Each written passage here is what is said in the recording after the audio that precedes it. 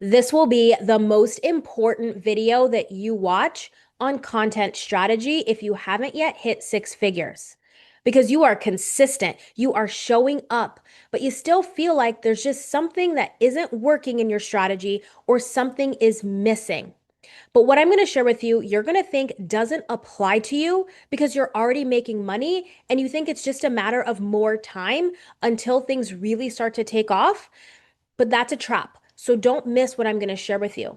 You have been looking for external solutions. You've been solving for business problems. But in this video, we are going to solve for the human behind the strategy, the human behind the business. The first thing you have to realize is that content is a mirror and a magnet. The content that you produce will reflect who you are. And what it attracts, what it magnetizes, is who you are being. It's all going to make so much sense when I give you these top three. So, block number one is the need for validation. You are still showing up in your business, needing other people, needing your audience to believe more in you and what you offer than you believe in yourself. This is why when you post content, the first thing you do right after you post is close the app, but then quickly open the app again so that you can hit refresh. And you keep pulling down the screen so that you can hit refresh because what you're looking for is the like, the comment, some kind of engagement so that you get a dopamine boost of, I'm doing a good job. You are looking for the audience to actually validate you instead of feeling convicted that what you have to offer is going to truly serve and solve a problem for your people. And so, even though you're saying that you are here to serve, and I believe that you are, and many of us are, but what happens is we are reflecting what our innermost being is actually saying. And so, if you are still not feeling truly convicted in yourself and in the value that you bring to the marketplace, you're creating content, but you are attempting to be understood by your audience as opposed to you understanding your audience. Content isn't about whether your audience understands you, it is actually about how much you understand them because content is for them. But when you need that validation, now you've become the center of the content that you produce. And when you're the center, your audience is like, what's going on? They feel a disconnect, which is actually why you feel a disconnect. So when it actually comes to how this plays out in your content, you are actually being so careful with your words. You are careful with the perspective that you are sharing online because you don't want to trigger anyone.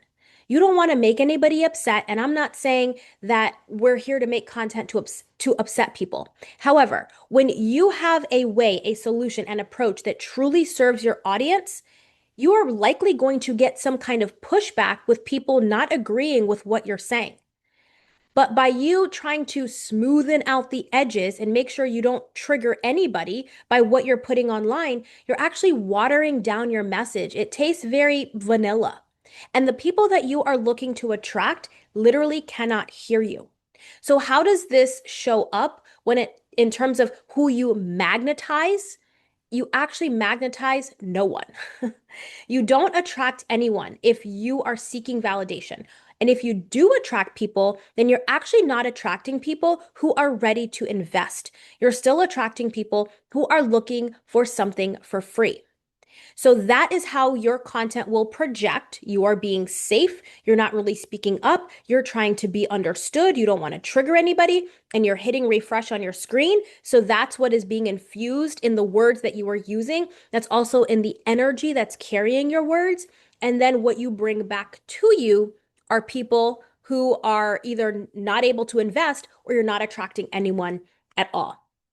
So that's number one. Number two is imposter syndrome. This is you not yet feeling good enough to do what you are doing or to charge higher prices. So you right now are taking so much massive action in your business, but it's very likely to outpace you feeling insecure, like you aren't good enough. And so what ends up happening in your content is that you are teaching. You are teaching so much in your content because what you're attempting to do is take all the knowledge that you have in your brain and just create content with it and basically turn your content into a textbook. You're making your audience basically consume the textbook knowledge of what you know. But that doesn't solve a problem for them. It actually makes you look good. And if we're feeling like an imposter and we don't feel good enough, then not only do we need to really put our content out there in this teachy style, but now we're overthinking, we're over explaining, and we're second guessing ourselves. So anything that you put out, you're wondering, well, was that good enough? Was that good enough? You're overthinking it. And you're thinking about so many facets because you're essentially worried about how you look. You're not even considering how the audience is picking up what you're saying. This is how people secretly become the center of their own content.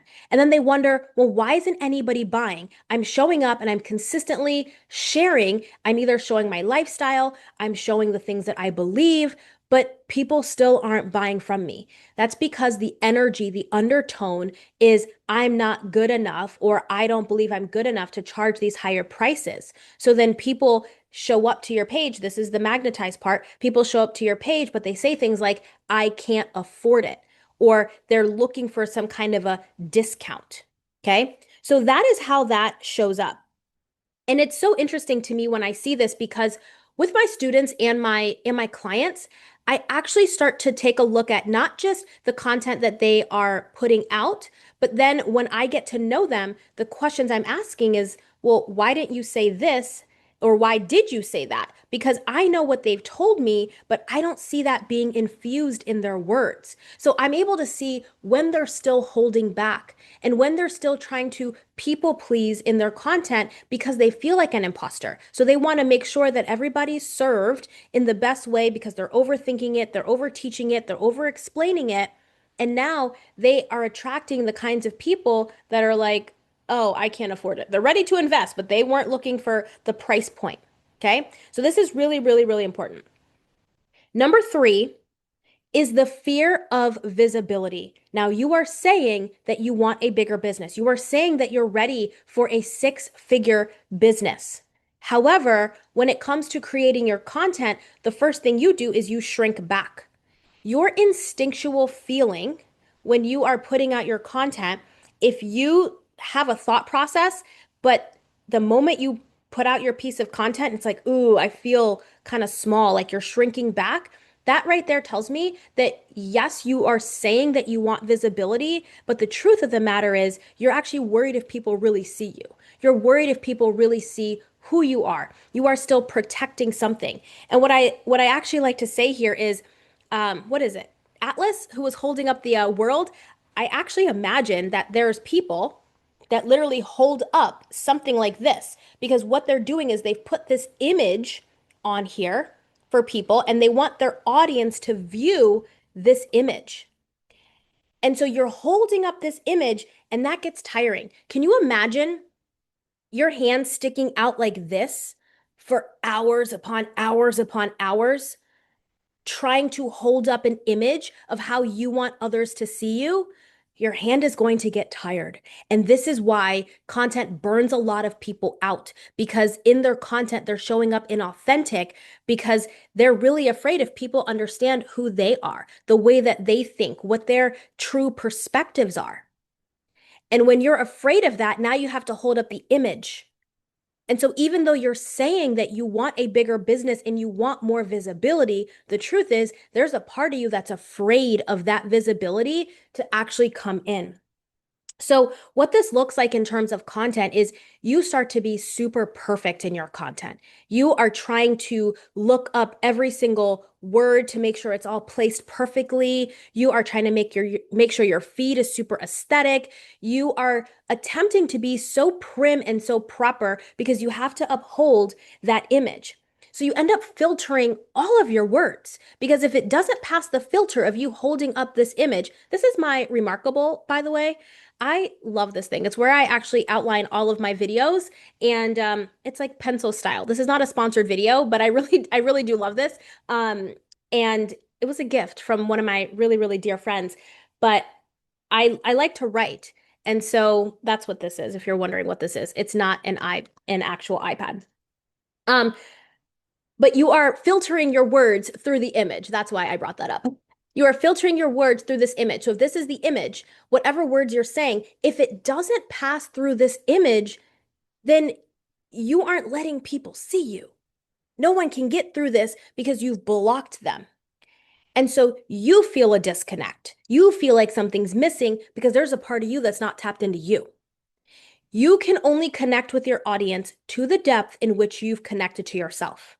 You can only connect to your audience to the depth in which you have connected to yourself. Yes, I said that twice because this is the part of content strategy that so many people are missing, especially when it comes to hitting that six-figure mark. You can make some money and not feel connected to you, which means your audience doesn't feel connected. You will make money. There will be some people that trickle in, especially if you're doing enough and you're showing up with a lot of stuff, a lot of content that you are putting out. You will attract some people for sure. However, those kinds of people still are not going to necessarily be your most ideal clients. So if you are worried about being seen, then the kind of clients that you actually attract are the ones who aren't committed to doing the work. They're the ones who are like, yeah, sign me up, sign me up. They either think it's going to be an easy road, they think it's a hack, they think there's some shortcut, although hiring a mentor or a coach is an actual shortcut, but they kind of believe that just the hiring process is going to bring the results, and they don't realize that there's work to do and that there's work involved. And so you end up attracting people who aren't yet ready to do the work because what you've been holding up is this image. So these are the top three. The thing about a six-figure content strategy is that it is not just an external strategy of your business, it is actually an internal strategy of who you are actually being. A six-figure content strategy is not just the content you post, it is who you are being while you post it. So if you are still seeking validation, if you are feeling like an imposter, if you say you want to be seen, but yet you're still shrinking back and holding back in your content, where you need your audience to believe in what you're doing and what you're saying before you believe, that is why your strategy isn't working, because you have the words. However, underneath the words, the energy that's actually carrying your content strategy is not saying that you are an authority in your niche. It is not saying that you are the expert, and it is not saying that you are ready for a bigger business. Because if right now those are all the things internally that you are dealing with, the last thing you want to do, like your mind and body want to do, is make that happen more. Anything that we have right now always gets magnified when our business grows. So if you've got money problems now, you'll have money problems then. We have to be able to handle what's going on right now. If not, we will inherently sabotage or block ourselves from growing more. And if we do grow more with all that stuff going on, either we don't get to keep the success, we don't get to keep the results because we didn't have the internal fortitude to keep it going. We didn't have the emotional and spiritual maturity to actually withstand a bigger business, or we lose it all because we can't withstand it. Sometimes we even have to keep doing the same thing that makes us feel so inauthentic, that makes us feel so disconnected from ourselves. We got to still keep doing that in order to maintain results. And this is why so many people get burnt out. They get burnt out fast, not just from content, but they get burnt out from serving, because how and who they're serving, like where they're serving from, isn't actually from a place of who they truly are. It's from a place of who they think others need them to be in order to get that result. So you might be saying that you want to serve people, and I'm not questioning that. But what I am saying is that when we started a business where we wanted to serve a lot of people, the truth of the matter is we were like, how can I make some more money? And there's nothing wrong with money. Money is great. We should all have it. We should all be making more of it. But what I am saying is that if you have put money above service, if you've put money above serving the people, if you have put you getting the money in your pocket rather than the result that the person is getting, Now you're saying you want to serve, but your actions really aren't showing that. So it's really, really essential for you to understand this. This is something that I have been studying for many years. And the clients and students that come to me are taking massive amounts of action. They are literally doing everything in their business, yet still feeling like something is missing. And the part that's missing is the humanness behind what they're saying. And it doesn't mean that they are trying to like not be authentic and just get money. That's not what I'm saying at all. What I am saying is that we tend to overlook the part of the entire business that literally makes it run, which is the heartbeat of it. And I think in a society where things are moving so fast and there is AI and there's so much speed and hustle, there's a lot going on that makes you feel like you're not doing good enough. You end up comparing. You start as a high achiever, you start chasing. And that's why you feel inauthentic. You feel like you're boxed in to doing things a certain way and you really can't be you because you're wondering, is that even going to be accepted?